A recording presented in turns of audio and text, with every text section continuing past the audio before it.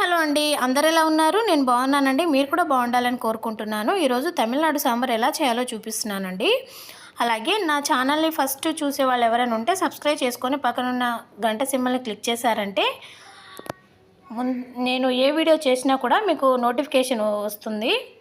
అప్పుడు చూసేయచ్చు అనమాట. ఇప్పుడు మనం సాంబార్ ఎలా చేయాలనేది చూపిస్తాను. ఫస్ట్ ఒక కుక్కర్ తీసుకున్నాను.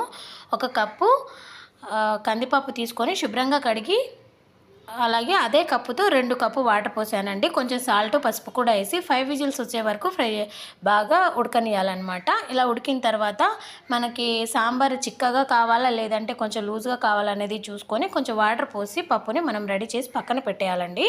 ఇలా పక్కన పెట్టేసిన తర్వాత మనం కూరగాయలు నేనైతే టమాటా, పచ్చిమిర్చి, అలాగే 4 క్యారెట్స్, ఒక పొటాటో, ఒక ఆనియన్ కూడా శుభ్రంగా కడిగి చిన్న చిన్న ముక్కలుగా కట్ చేసి పక్కన పెట్టేశానండి. మీ దగ్గర ఇంకా వేరే కూరగాయలు ఏమైనా ఉంటే కూడా వేసేయచ్చు.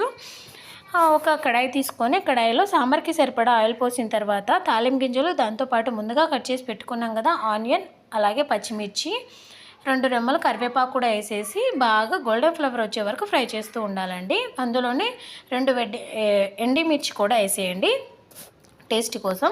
ఇలా వేసిన తర్వాత ముందుగా కట్ చేసి పెట్టుకున్నాం కదా టమాటా ముక్కలు ఉన్నాయి కదండి, అవి కూడా వేసేయండి. 4-5 రెమ్మలు వెల్లుల్లి కూడా ఇలా కచ్చపచ్చగా దంచేసుకొని ఆ టమాటా ముక్కల్లో వేసారంటే బాగా టేస్ట్ వస్తుందండి. చూడండి, ఇలా కలిపిన తర్వాత మనం ముందుగా కట్ చేసి పెట్టుకున్నాం కదా క్యారెట్, పొటాటో ముక్కలు ఉన్నాయి కదండి, అవి కూడా ఇందులో వేసేయండి. మీ దగ్గర వేరే కూరగాయలు ఏమైనా ఉంటే ఏమన్నాను కదా అవి కూడా ఇప్పుడే వేసేయండి అనమాట. చూడండి, ఇలా వేసిన తర్వాత ఒకసారి కలుపుకోండి. కలిపేసి కొంచెం కారం పొడి అలాగే ధనియా పౌడర్ కూడా వేసుకోండి. మీరు సాంబార్ పొడి వాడాలనుకునే వాళ్ళైతే వాడండి, నేనైతే వాడట్లేదు. సాంబార్ పొడి వేసినా కూడా చాలా టేస్టీగా ఉంటుంది. ఇలా వేసిన తర్వాత ఒకసారి కలుపుకోండి. మనకి నేను పసుపు పప్పులో వేసేసాను కాబట్టి ఇక్కడ పసుపు వేయట్లేదండి. ముక్కలు అనేవి బాగా మెత్తపడాలి కాబట్టి కొంచెం వాటర్ వేసేసి ఒక 5 మినిట్స్ ఉడికించారంటే ఆ ముక్కలు బాగా మెత్తపడిపోయి రెడీ అయిపోతుంది అనమాట. చూసారు కదా ఎలా ఉడుకుతుందో. దీంట్లోనే మనం ముందుగా ప్రిపేర్ చేసుకున్నాం కదా పప్పు, కొంచెం లూజ్గా లేదంటే చిక్కగా ఎలా కావాలంటే అలా చేసి పెట్టేసుకున్నాం కదా, దాన్ని ఇందులో వేసేస్తే సరిపోతుంది. చూసారు కదా, దీన్ని బాగా కలుపుకోండి. చూసారు కదా ఎంత కలర్ఫుల్గా ఉంది కదండి. ఇలా వేయంగానే మనకి స్మెల్ అనేది వచ్చేస్తుంది అనమాట. తమిళనాడు సాంబార్ స్మెల్ ఎలా ఉంటుంది అనేది వచ్చేస్తుంది. చూడండి, బాగుంది కదా. ముందుగా మనం ప్రిపేర్ చేసుకున్నాం కదా చింతపండు రసం ఉంటుంది కదా అండి, ఎక్కువ వేసుకోకుండా కొంచెం వేసుకుంటే సరిపోతుందండి.